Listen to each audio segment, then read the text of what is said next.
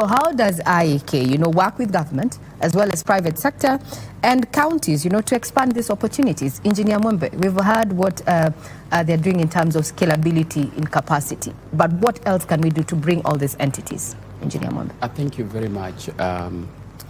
One of the areas, I want to start from where we started from the regulator. Yes. I think they have a program that they are running, the graduate mentorship program that has been running, and that graduate mentorship program usually has a number that it has been capped to that particular number because of finances and funding. So as IEK, what we are looking at is to ensure that we engage in terms of how even the regulator can be empowered in terms of funding, so that that number can be able to grow from what it is now to probably, getting to 1,000 or something like that. Because these are graduates that needs to be trained so that when they go to the market, they understand what is happening there.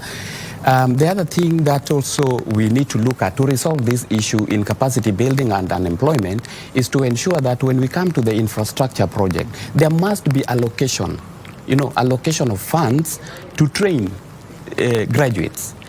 As you can find, like NEMA usually has a percentage that they charge for the project. Why can't we have this in each and every government project that will be able to absorb from 100 to 200 graduates? So that they are engaged in this particular project throughout their life. Most of the projects are running 3 years, 2 years, 3 years.